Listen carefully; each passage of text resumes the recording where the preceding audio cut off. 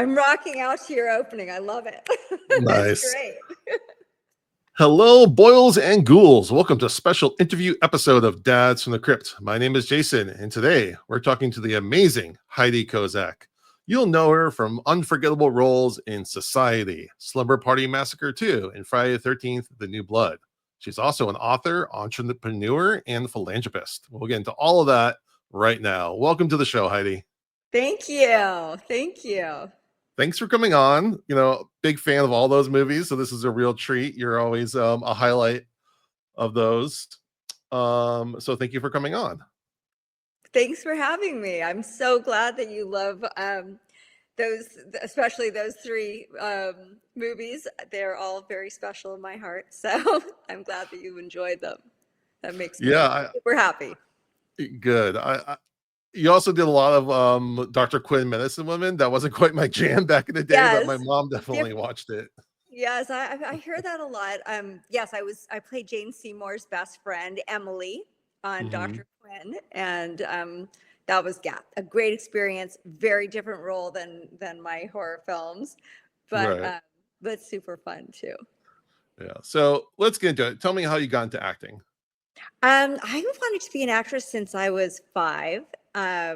My parents were hippies, and I was born in Copenhagen, Denmark. My parents were just traveling around and stopped there to have me, and then put me back, in a backpack with one diaper and took off traveling again. My mom's a dance ethnologist, and she does dancing from all over the world. And my dad was a musician and a therapist. So we ended up in Israel for a year on a kibbutz. We came back and anyways, I've lived a lot of different places, whatever. I always wanted to be an actress. That was just something my parents said I talked about since I was 5. And I went to a really cool Quaker school actually in Pasadena, Pacific Ackworth, and they were very into just letting kids do what they wanted to do. And I would put on plays there and give myself all the lead parts and be like, we're going to do Wizard of Oz this week, and I will be Glinda and I will be Dorothy, and you guys could all be the Munchkins. I got better at sharing. There you go. Well, but much better. No, that's definitely origins of a theater kid right there. Yes, exactly. I was born a theater kid for sure. That's awesome. And then, as your career was developing, were you interested in going to the Scream Queen routes? Or is that just kind of what your agent was pushing for, or how did that happen? No, I was actually, I was a very trained theater actress. I did a lot of theater. I went to Santa Monica High School, was very involved in the theater program there. And it was a fabulous theater program. I did play after play, very, very involved in that. Great actors came out of that school that I was, lucky to be with. Then after that, I got a lead in a play in New York right out of high school. And I took off to New York. I did a play for Lanford Wilson with Greg Germain and Judith Ivey, and I had the lead. It was an incredible opportunity and really great part. And I was in New York for a while doing that. And then I came back to LA and I got into USC, into their BFA and acting program. So I started doing play after play at USC. I got my degree in theater and cinema from SC. And while I was there, I started working professionally, and SC was really great about it. They did the best they could to support me while I was to be able to finish there and to be able to start working professionally. So that was really nice. I got Slumber Party Massacre right as soon as I graduated. Wow. I'd already been working a little bit. Like I said, I'd already had a few roles, but it wasn't like my agents were. I would take anything. I mean, I really wanted to work, and I was just starting out. So I wasn't that I wasn't picky, but I was really more trying to support my theater, just to be able to support myself, because theater doesn't really pay much. So I knew I had to start working more professionally. And when I interviewed for Slumber Party Massacre 2, I wasn't in college anymore, so I really needed a job. And I loved this part. I thought Sally was super fun and funny, and I just felt it right away. I went in for my audition with Deborah Brock and liked her so much. We really clicked. And then they brought me back in, I think one or two times, but I don't think it was the second audition.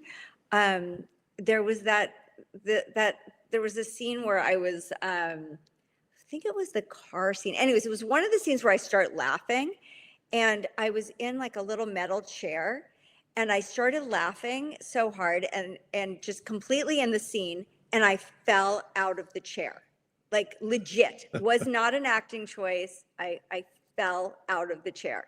And I just like made it part of the scene and just started laughing on the floor. And I was like, I didn't break character. I just kept going with it. I'm like, I'm okay. I'm on the floor now, but whatever.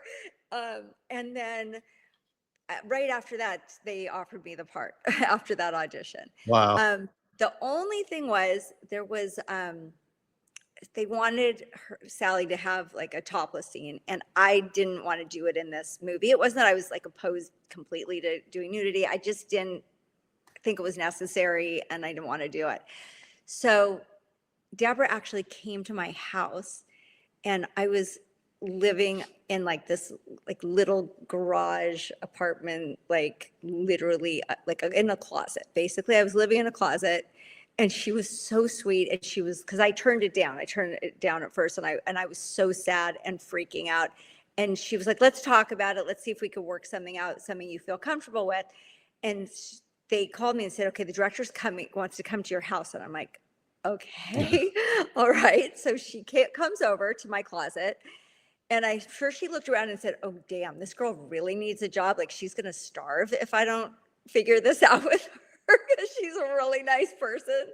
And Deborah's like, "What about a sexy bra?" I'm like, "Oh, I'm so good with that. No problem. Sexy bra. Great. Let's do it." We hugged. We jumped up and down, and we're like, "Oh, that's awesome." I'm like, I could feel completely comfortable with that. So that was it. I think I was the first girl cast. I may have been the first one cast. And then I read with some of the other girls, which was super fun. Yeah, the charisma and like friendship between you and the other girls is what really makes that movie work. Yeah, It's kind of the glue of it all, that you seem like a group of friends that you're going along their little journey with. That's what makes the movie really fun. Um, they were really nice people. mhm, I mean, I wasn't surprised. Deborah's such a great person, and and Don Daniels too, who was the other producer who I adore. I mean, they were just such solid, great people, and I think they were looking to connect with good humans was important to them. yeah, totally. Do you keep in touch with anyone? I keep in touch with Dawn a little bit, with Deborah a little bit. We saw each other they had a screening um, in Hollywood, a Mhm. reunion that was really fun, and we all were on a panel, and it was great to see them. I have, nothing but like the fondest great memories of working on this film. It was just such a good time. Mhm. When you auditioned, did they ask you to like mime playing drums, or did you have any experience, or did you practice? Such a good question. So my stepfather was a drummer. Now he Okay. was a Macedonian drummer. He did. My parents were very into world music, Mhm. so he did. He was a specialist in like Balkan drums, and he did other Mm. like Middle Eastern, whatever. But he was a drummer, so of course, being an actress, I completely exaggerated my drumming ability, and I was like, yeah, oh, it was true. I mean, my stepfather was a drummer. I was brought up with drums, but I didn't really drum. But I did take drum lessons. The casting director actually he was a drummer, and he gave me drum Mm. lessons, and I learned very quickly the songs. I think I did okay. I'm a little critical of my drumming performance, but I did the best I could. I tried really hard. I practiced a lot for those, and I had a great time. Like I loved having to do this crash course in drum. Yeah. It was fun. No, not to throw shade of all the actors. I think you might be the most believable playing instruments. Really? Okay, that's a huge compliment. Thank you. I really did try. There's a few moments where I was like, I should have done this. I should have done, but it was, we had to learn really fast. Hmm. Right. I And was I'm a assuming. singer. I mean, I sing. So if Oh, I had really? been the singer in the group, I would have had an easier time, but Yeah. I was a drummer, so. No, was this your first time doing effects work?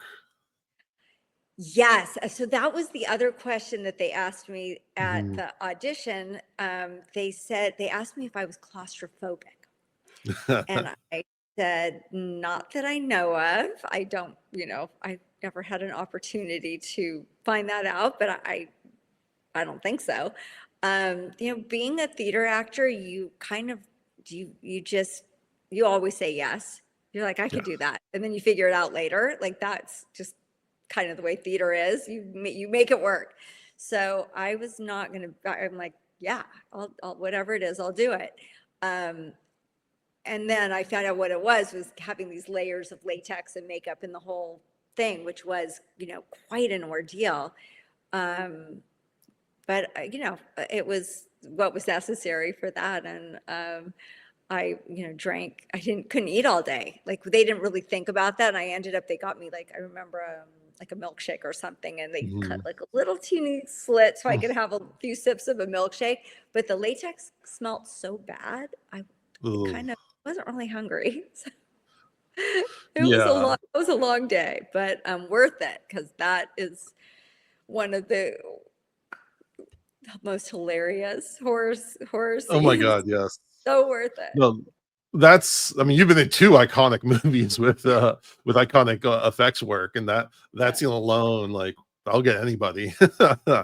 I was Um, impressed they really did a great job. I mean, mm, my kids love that scene. Like they think it's I, hilarious. I was gonna ask if you like watch your kids watch your movies. I mean, I haven't watched it with them, but they've seen Okay. my famous Zit scene. They've had Yeah. friends call them and be like, "Is that your mom? Is that your mom?" So it's yeah, the Zit scene has not grown old. People still love it. Well, I think the best effects have like even a smidge in reality that we can all relate to because we've all popped a zit. So it's like Right. taking that one kernel, but taking it to the extreme.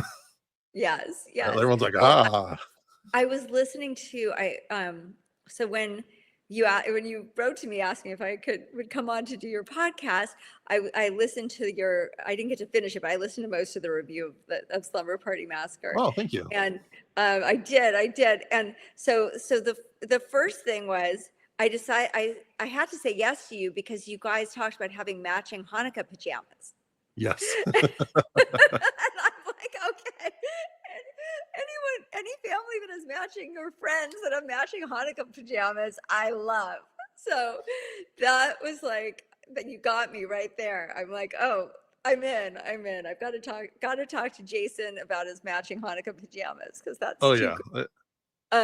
But also I love no I who was on that podcast with you? Your friends Yeah. that you So it's me. Jody is my other like dad co-host. Mondo, the uh, other guy, couldn't be there for that episode. But then we had our friend Whitney and our friend Rachel. Whitney and Rachel. Okay. So Whitney and Rachel were talking about how how they were like all really good friends, and even though Sally was talking about, her zit or whatever, but I think that they're right. The how Sally like tries to relate her zit to the deep trauma that Courtney has is Mhm. so like girlfriend, like trying so hard to be a good girlfriend. And Sally, her character just really has not had the life anguish Right. that her friend has had. But her zit is to her Her really, trauma, it's her trauma. her And capital T trauma. yes, it's her big trauma. And I loved how like she's trying so hard to just be there for her friend, Mhm. and how she relates her zit to her sister almost dying in a mental institution. Like does. She's coming She from such a good cares. place. She cares. Yeah. She's coming from a good place, and zits are just relatable to everyone. So Yeah. she does her best. Anyways, I love that Jody and Rachel saw that in the movie, and Mhm. they're obviously very deep people. So Yeah. They um, are. We love them. Um, what else? Okay. Uh, so you listened to, I don't know if you listened how far you got, but we were talking about the food that you guys were eating in that one scene, and you're dipping a corn dog in something yes, yellow. Was it yes. cheese or mustard?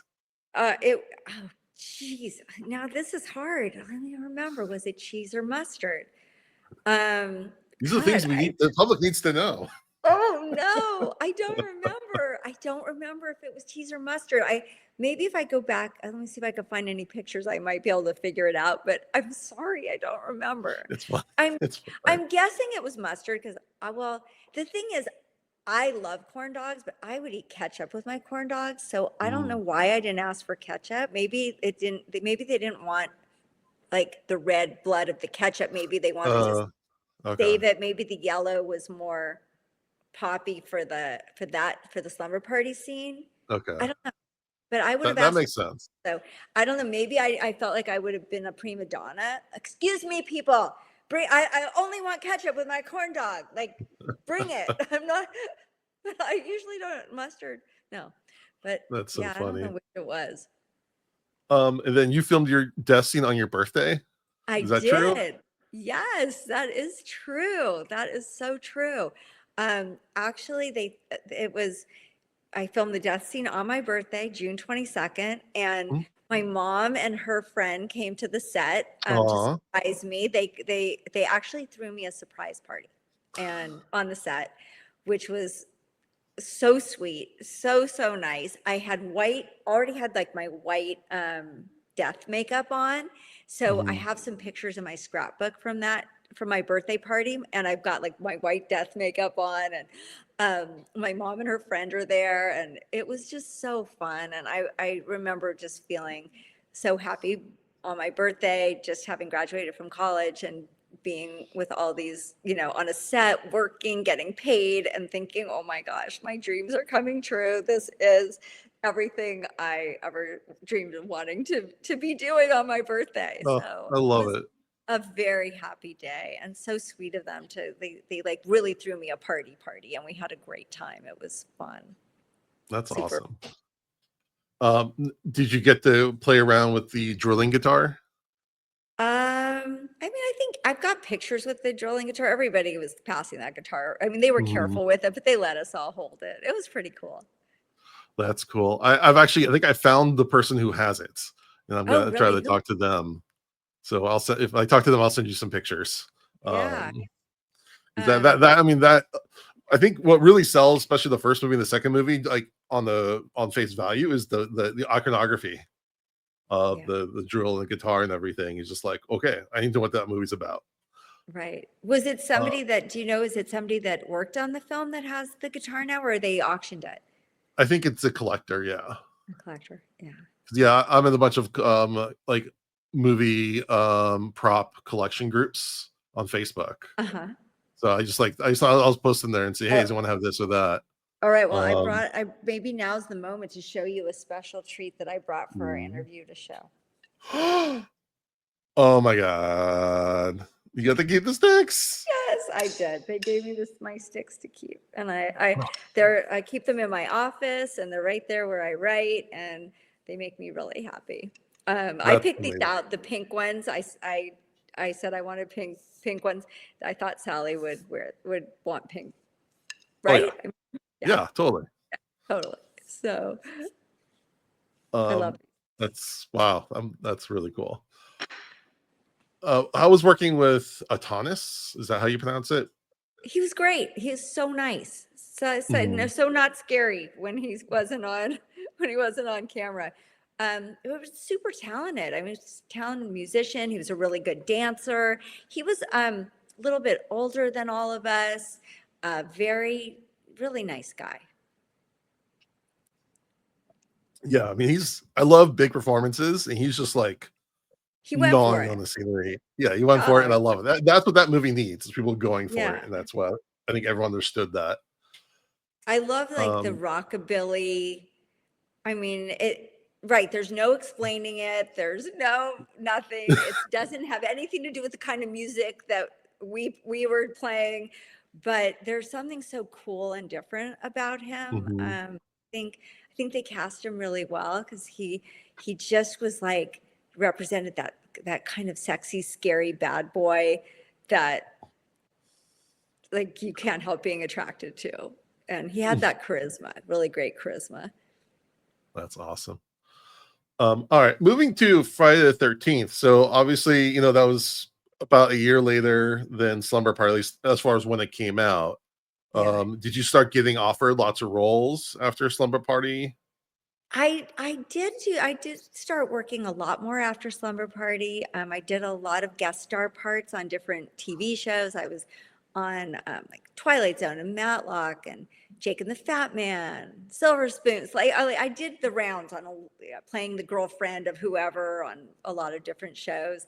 I was still doing theater. I did a play in Hollywood that was really good, and got very well received and got some awards for that, and that was Mhm. great. So I was still doing theater, um, but yeah, yeah, I, I, I Um, was. it's funny because I this weekend I went to see Noises Off at the Uh-huh, Geffen sure. Playhouse, and I'm picturing you in that role of it's usually a shorter blonde woman. I can't remember the character's name, but the one that just keeps going with whatever those on the script. Right, right. Yeah, I can totally. I'm picturing you in that role at that time. Uh, yeah, I mean, I haven't seen Noises Off in so long. I heard that was a good production. Did you like it? Oh, yeah, I've never seen that live. I've only seen the movie version, so it was really impressive. The choreography and the physicality of it all was really, Right, really cool right. to see live.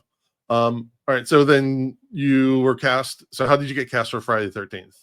Well, Friday the 13th, they are very secretive about that movie. So when I Mhm. got the script for that, it was not called Friday the 13th. It was called something else, and I didn't even know I was auditioning for a Friday the 13th movie. Um, and I remember I got the description was that they were looking for a girl for a horror movie that was going to be playing a swimmer is how they described it. They said Sandy is like on her school swim team, like that kind of thing, like all American swimmer kind of vibe. So I went in to audition and, um, went in a couple times and then got word that it was down to like three girls or something. And then I got it. And only later did I find out that we were shooting a Friday the 13th movie. Mm. It was after, I think it was even after I took the role. I don't think I even knew it when I took the role. Wow. So, and I found out, and then we all went to Mobile, Alabama to shoot. We Mhm. stayed at the Marriott there, and that was really fun to be at a hotel with a whole bunch of actors, young actors. We had a great time. We went bowling. We did a lot of fun things when we weren't working. Um, okay, other like weird fact that's just like coming through my mind. The Marriott was offering some kind of a scratch and what's it called? Like a scratch game to win shit. A scratch and feel or whatever. Scratch Yes, its. so you would get scratches. So Yeah. the hotel would give you these scratch things, and which I of course became obsessed with. Like I had to win. I'm like a gamble. I love gambling. I love like those kinds of things. And Mhm. I remember getting obsessed with these winning things every day. Like I don't know if they put it on your pillow, but anyways, every day that you stayed there, you'd get a scratch card. And I just remember becoming oddly obsessed with winning things I didn't care about or need or whatever through this Marriott scratch Yeah, thing. Vons used to do that, like, with up until a couple of years ago, I remember. They did. Yeah, they like a Monopoly. It was like a Monopoly scratcher thing. I got Yeah. really into that too.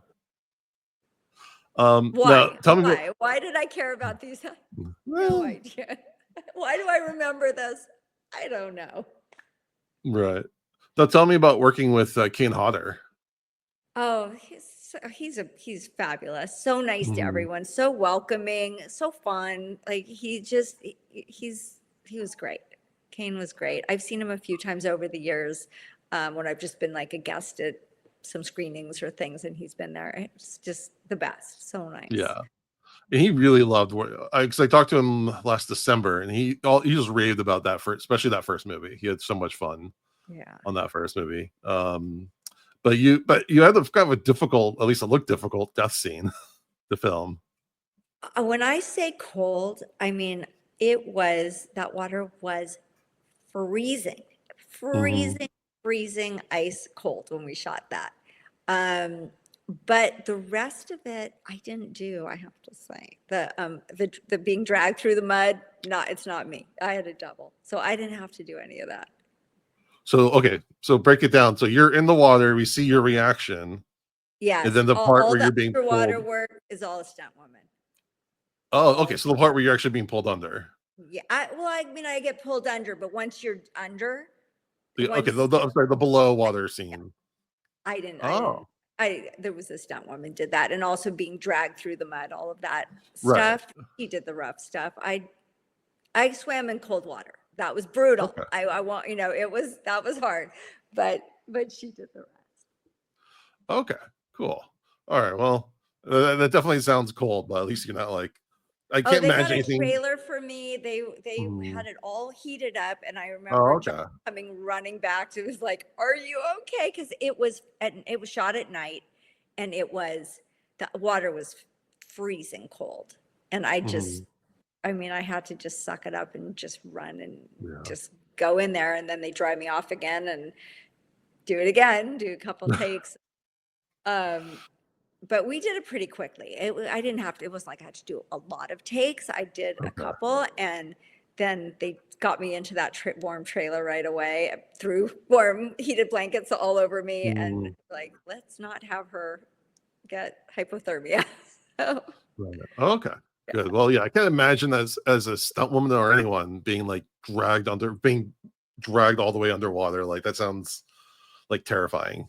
I wasn't there when they shot like the underwater things. I'd Yeah. wrapped already, but I think that it wasn't done in the lake. I think they do that underwater in a Probably in a pool, tank. Or something yeah. else. I don't think they did any of that in the freezing cold Mhm. lake. It's just you need to get the shot of me going into the lake Right. and then swimming and like on top of Mhm. it. But I'm pretty sure the underwater stuff is in like a controlled environment. Right. Still. Yeah. Yeah, and again, there's a lot of like fun teen party scenes in that movie that look like they're Yeah. really fun to shoot. Yes. Really fun. Really, really fun. All right, and then let's talk Horror society. films are fun to shoot. I mean, Yeah. there's fun, especially these campy ones that I did. Mhm. Um, they're just fun. Mhm. It's such a good time. Yeah. Now let's talk society. So tell me about because I can imagine an actor getting this script and being like, "What is this?" Um, I got the script and I loved it. I saw all of the hidden meanings and I Mhm. really, I love the whole thing. I was actually up for all three female leads. Oh, so So the sister and the other I read for girlfriend. the sister, the girlfriend, and the other girlfriend. The Yeah. new girlfriend. Um, and I really wanted Shauna. Mhm. So I wanted that one from the beginning, even though I was up for all three, I was angling for that one. Um, so at the end, I came back several times for different ones, and then it became clear to me they were really looking at me for the sister, and I wasn't feeling it. I really had my heart set on Shauna, and I was brave. And in that last interview, I told them, and I said, "I'm your Shauna. I really want to play Shauna." And um, it was kind of out of character for me. I'm kind of a rule follower. Like it's not something I would usually do, but I'm glad I spoke up. I just felt like I should tell them that. So Well, I can. I mean, I can see you. playing any one of those characters, but I do feel like, yeah, that is the one that you most naturally slip into, because she is there. She's kind of a grounding point for the main character, to a point.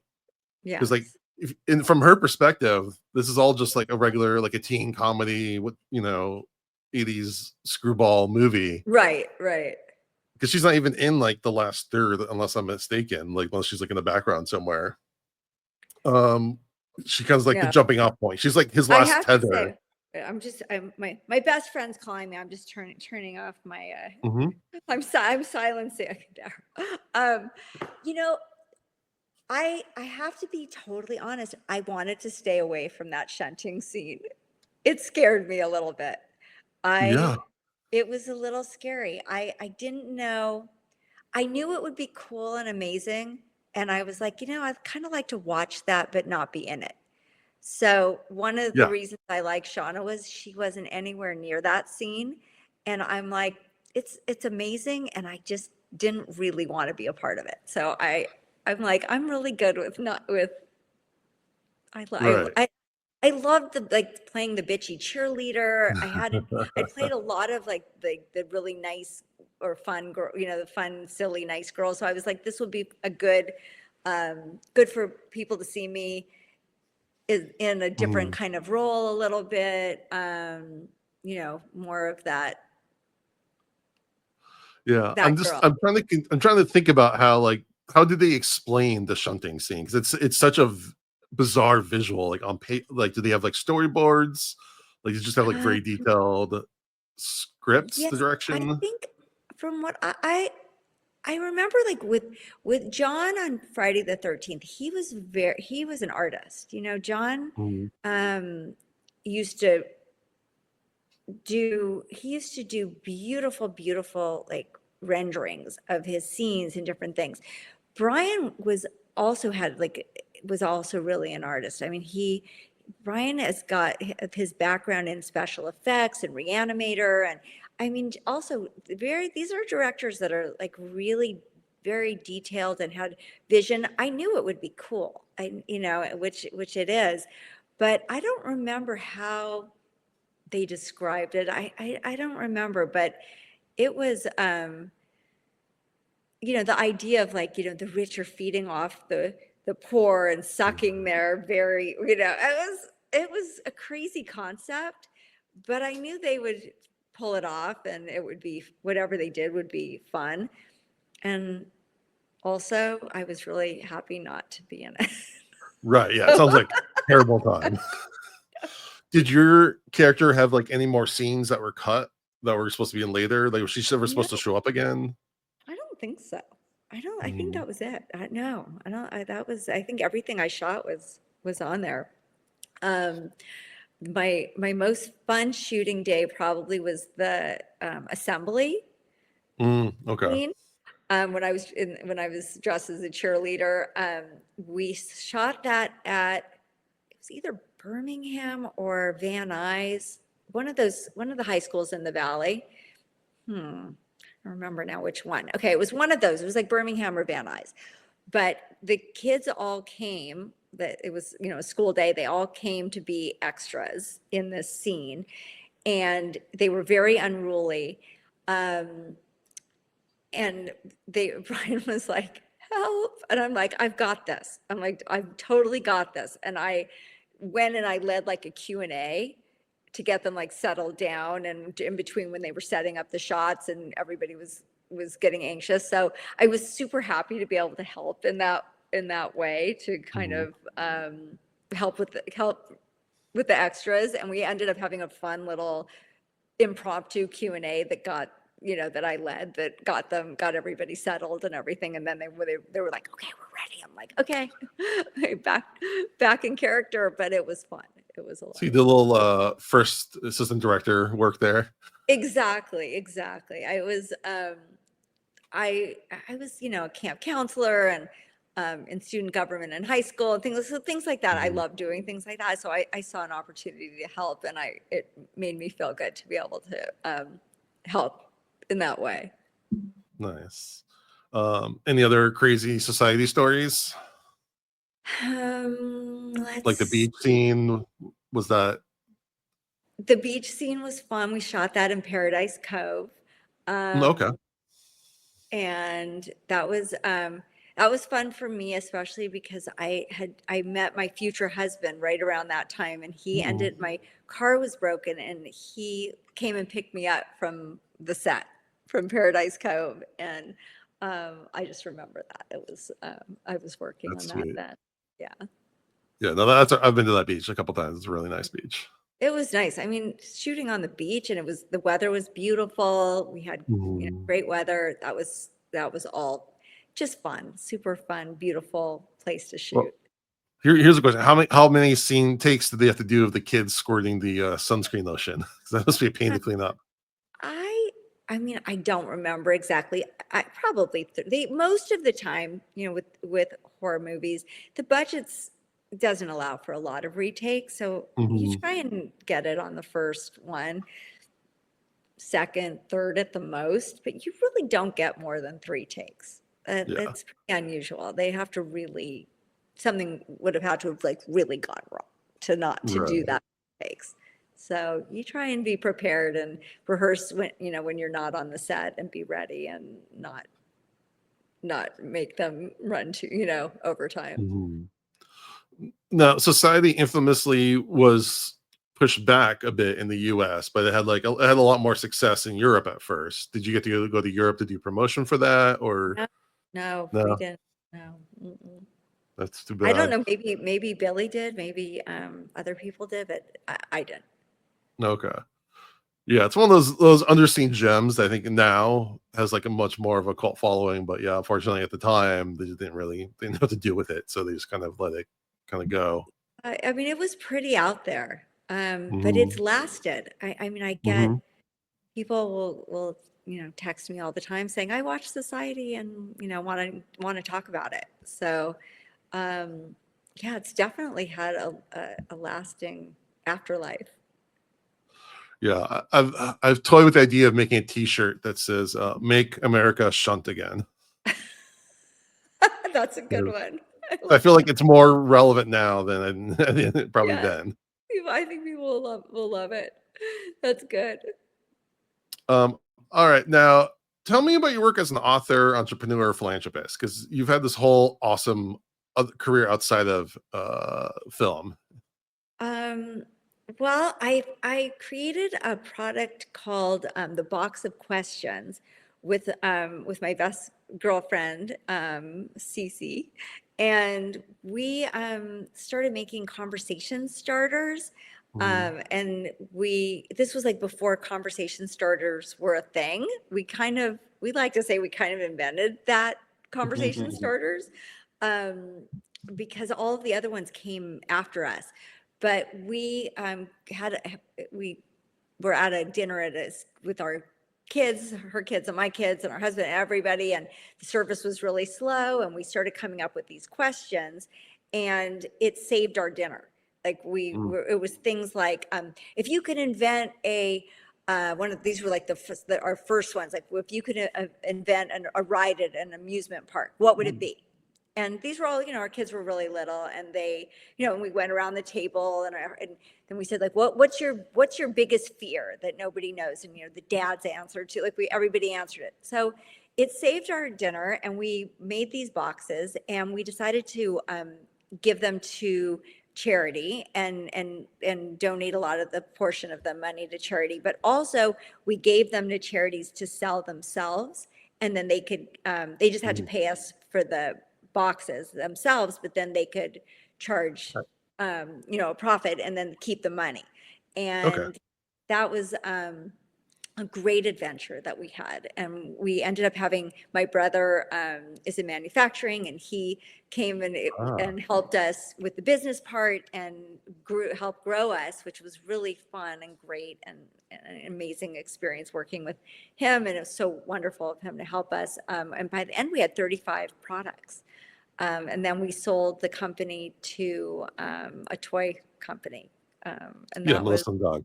Yeah. Melissa and Doug. Yeah. So we No, sold it when I wanted to go back to writing and entertainment again. That adventure was kind of ran its course, and we're like, we'll sell it and move on to the No, next as a thing. parent, that's like the worst when you're stuck in the restaurant and everything's slow and your kids are freaking Right. out. Like, I mean, nowadays you just hand them your phone or whatever, but I love this idea so Yeah. much. Yeah, it was great. We had everything from like the bridal shower box, we had Christmas box of questions, Hanukkah box, Passover box, Thanksgiving box, Shabbat box, and we had everything. It was, Mhm. it went on and on and on. Well, no, you had a sleepover box I saw. Yes, yeah, we have a It's our slumber slumber party. party. I thought that was Yes. really funny. I think you're the only one that's made that connection. I feel like nobody Mhm. else, they should have, but nobody else has ever said, oh yeah, slumber party. She has a slumber party box. Yeah, and the question should have been, what condiment do you like on your corn dog? There you go. Mustard, cheese, or Ketchup. ketchup? That's really funny. Yeah, and you've been doing a lot of writing and tell me about that process.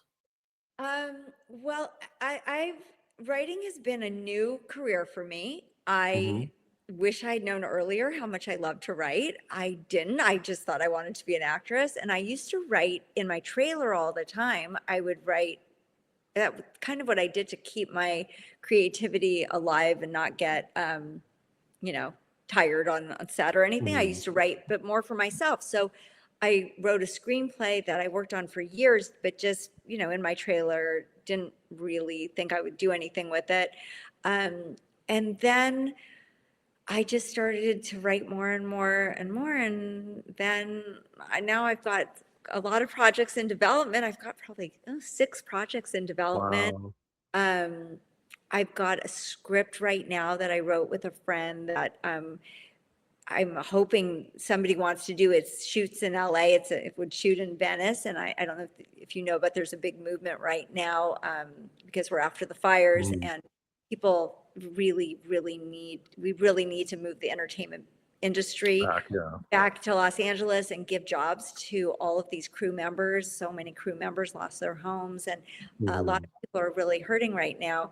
And so I'm hoping to find someone that wants to shoot a movie in LA and give jobs to people, because I've got a finished, really fun finished script that is low budget and would shoot in Venice. So, or actually, it could really shoot anywhere in LA, but I have it. We have it set in Venice right now. What? But So two thoughts. I'm just picturing your character who was constantly writing her song in Slumber Party. So right I feel like that's your origin story right there. there it is. Um, Now, what genres are you writing for? I read several genres. I've got well, like that that particular movie that would shoot in LA is I would kind of call it like an anti-rom-com, Okay. because it's about a marriage that blows up in the comedy. But Mhm. then I've got a thriller. I have a coming of age drama that's set in Texas. I've got a couple TV shows. I've got a TV show that's a YA thriller that I'm working with Mucho Mas Media and David Friendly, who did Queen of the South, and Debbie Liebling, who did South Park and Mhm. Pen 15, and so many other great shows. Debbie and David are both amazing producers, and Mucho Mas Media has 2 movies on Netflix right now. So we have a show that we're just prepping to go out and try to sell. It's like about a young spy. So Mhm. it's really really fun. I have no shortage of ideas and projects. It's not enough hours in the day. I love writing so much. So That's I awesome. I write every day, probably 6 days a week, 6 to 8 hours a day. Wow. And I am hoping to sell something soon. So um, Well, good it's, luck. All but the best luck to you. thank you. Um, And I Now love before. acting still too. I haven't done it in a Mhm. while, but I I would, I kind of I think about sometimes like, okay, maybe I should go and like play a mom in a horror film now. Like that could be Yeah, really. Well, oh, did you see the new Slumber Party Massacre, like kind of reboot remake? No, I didn't even know there was one. It was really, really good. It's Was it more, good? it's based directly on the original. So it has nothing to do with the second one. But as like kind of bucking the trends and everything, it's really, really well done. All right. I'll So I check highly it. recommend that. Okay. Um, but before we let you go, one of the last questions we always ask, we're dads in the crypt. We always do give out dad advice. You're a mom, you're a writer. What advice would you like to give our audience? Oh, do something kind for someone every day Mm, is my advice. That that the world would be a better place if every single person in it just tried mhm. to do something kind for someone every day. A mitzvah Love every day. that. That's what I Yeah, say. That's my love it. advice. Okay, well, thank you so much for coming on. Where can people follow you for updates, social media, etc.? I'm on Instagram. That's probably my main. Mhm. You can follow me on Instagram. All right, and you have a website. I have a website, but I Mm, mean, I don't use it. I don't okay. even remember what's on it. If you write me on the website, chances are I won't answer. Well, that's how I I, got your email. So it's still good for some things. we'll see. Okay, every once in a while I might, but most of the time I miss it. But Okay, great. Well, again, thank you so much for coming on. thanks for I having appreciate me. Sure. I I'm appreciate so everyone for glad you like listening. the movies. Yeah. I appreciate everyone for listening. I'd really appreciate it if everyone could give us a rating and review on iTunes, a rating on Spotify, a like and subscribe on YouTube, and follow us at Dads from the Crypt Talk on TikTok. With that, we thank you for listening to Dads from the Crypt. Okay, so that's where I'm going to cut it. But for right now, I'm going to change the screen so you're highlighted. So let me.